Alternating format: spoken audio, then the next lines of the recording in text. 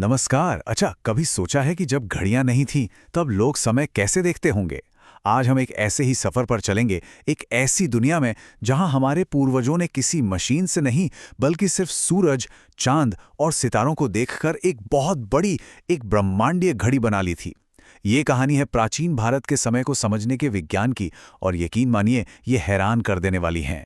तो चलिए इसी सवाल से शुरू करते हैं। आज हम और आप, हम सब समय को कैसे मापते हैं? हमारी पूरी दुनिया सेकंड और मिनटों की टिक टिक पर चलती है ना?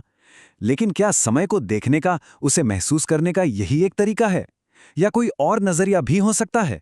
देखिए, आज की दुनिया में 1 सेकंड का मतलब है सीजियम परमाणु के 9 अरब से भी ज्यादा कंपन। मतलब इतनी सटीकता कि हम सोच भी नहीं सकते। लेकिन हमारे पूर्वजों के लिए समय का अनुभव वो बिल्कुल अलग था। उनके लिए समय कोई मशीन नहीं थी, बल्कि प्रकृति की एक लय थी, एक धुन थी। एक दिन का मतलब था सूरज का उगना, अपनी ही परछाई को जमीन पर धीरे धीरे सफर करते देखना, और फिर सूरज का ढल जाना। कितना ऑर्गेनिक है ना? तो चलिए इसी प्राकृतिक घड़ी को थोड़ा और समझते हैं। शुरुआत करते हैं समय की सबसे छोटी और सबसे बुनियादी इकाई से, यानी एक दिन, या जिसे दिवस कहते हैं।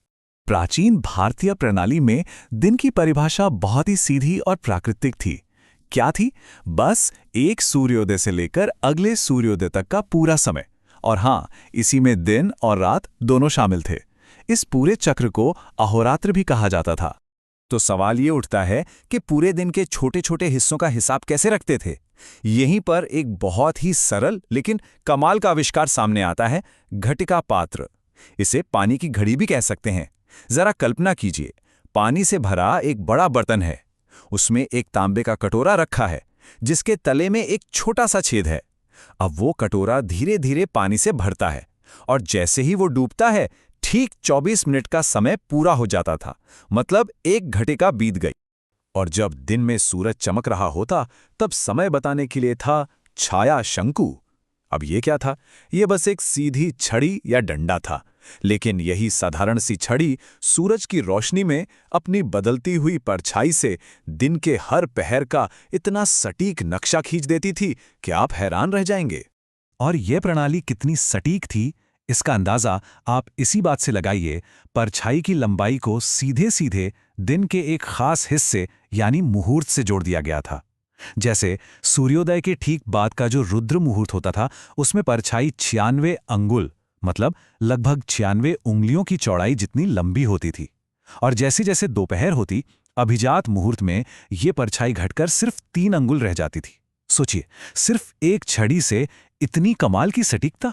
चलिए, दिन का हिसाब तो सूरज से हो गया, लेकिन महीनों का क्या, हफ्तों का क्या? इसके लिए हमारे पूर्वजों ने अपनी नजरें आसमान में एक और चीज पे टिकाईं, और वो था चंद्रमा का मासिक नृत्य। और यहीं से कहानी और भी ज्यादा दिलचस्प हो जाती है। अब यहां एक बहुत ही दिलचस्प बात समझनी होगी। भारतीय कैलेंडर में जो तिथि होती है, यानी जिसे हम चंद्र दिन कह सकते हैं, वो हमारे 24 घंटे वाले दिन की तरह फिक्स नहीं होती। बिल्कुल नहीं। ये असल में वो समय है जो चंद्रमा को सूरज के मुकाबले आसमान में 12 डिग्री आगे बढ़ने में लगता है। और मजे की बात यह है कि चांद की रफ्तार कभी तेज होती है, कभी धीमी। इसी वजह से कोई तिथि सिर्फ 20 घंटे की हो सकती है, तो कोई 28 घंटे तक खिंच सकती है। और चांद की इसी घटती बढ़ती चाल का एक नतीजा है तिथि वृद्धि। इसका मतलब क्या है? जरा सोचिए, जब चंद्रमा बहुत धीरे धीरे चल रहा हो, तो एक ही तिथि इतनी लंबी खिंच जाती है कि वो 2 सूर्योदय देख लेती है। मतलब आज सूर्योदय हुआ तब भी मान लीजिए पंचमी तिथि थी, और कल जब सूर्योदय हुआ तब भी पंचमी ही चल रही है। नतीजा ये होता है कि एक ही तिथि 2 दिनों तक गिनी जाती है। और जैसा कि आप सोच सकते हैं, इसका ठीक उल्टा भी होता है। उसे कहते हैं तिथि क्षय। ये तब होता है जब चंद्रमा बहुत तेजी से चल रहा हो, इतनी तेजी से कि कोई एक तिथि एक सूर्योदय के बाद शुरू होती है और अगले सूर्योदय से पहले ही खत्म हो जाती है। तो कैलेंडर में वो तिथि एक तरह से स्किप हो जाती है, मानो वो दिन आया ही नहीं। अब ये जो तिथियों का घटना बढ़ना है, इससे साल भर में एक बहुत बड़ी पहेली खड़ी हो जाती है, एक बड़ी समस्या। लेकिन हमारे प्राचीन खगोलविदों ने इस पहेली का एक बहुत ही सुंदर, बहुत ही इंजीनियस समाधान निकाला। 11। बस इस संख्या को याद रखिए, क्योंकि यही नंबर इस पूरी चंद्र सौर पहेली को सुलझाने की चाबी है। तो देखिए, होता क्या है।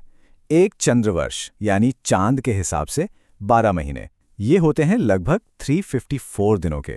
और वहीं सौर वर्ष यानी सूरज और मौसमों का साल, वो होता है करीब 365 दिनों का।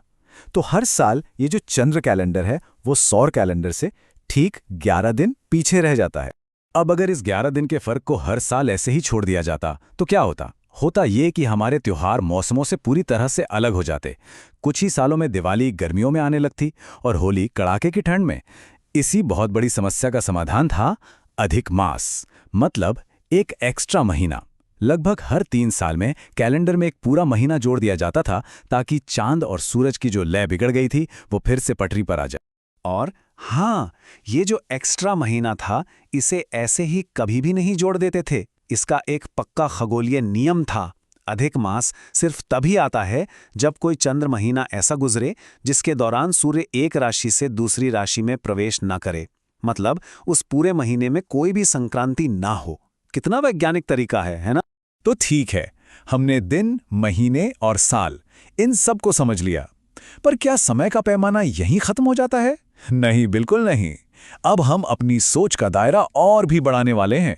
अब बात होगी पृथ्वी की डगमगाहट की, वर्षों की और युगों की। मतलब अब हम समय के बहुत बड़े पैमानों की बात करने जा रहे हैं। हम सब जानते हैं कि पृथ्वी अपनी धुरी पर घूमती है, लेकिन एक दिलचस्प बात यह है कि ये धुरी एकदम सीधी और स्थिर नहीं है। ये एक घूमते हुए लट्टू की तरह बहुत बहुत धीरे धीरे डगमगाती है। और इस डगमगाहट का एक पूरा चक्कर लगाने में पृथ्वी को लगते हैं लगभग 26,000 साल। इसी को विषुवों का अग्रगमन या प्रिसेशन ऑफ द इक्विनॉक्स कहते हैं। पृथ्वी की इसी धीमी डगमगाहट की वजह से आसमान को देखने और मापने के 2 अलग-अलग तरीके बने। पहला है निर्यण सिस्टम। ये आसमान को एक फिक्स्ड बैकग्राउंड की तरह देखता है, मतलब दूर के तारे जहां हैं वहीं रहेंगे। ये एक स्थिर नक्शा है। और दूसरा है साइंस सिस्टम। ये पृथ्वी की डगमगाहट और बदलते मौसमों के साथ साथ चलता है। तो एक तरह से एक नजरिया स्थिर है और दूसरा गतिशील।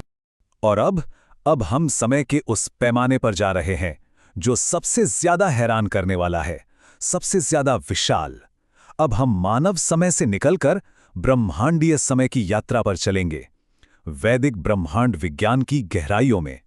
43,20,000 साल, ये एक महायुग की अवधि है।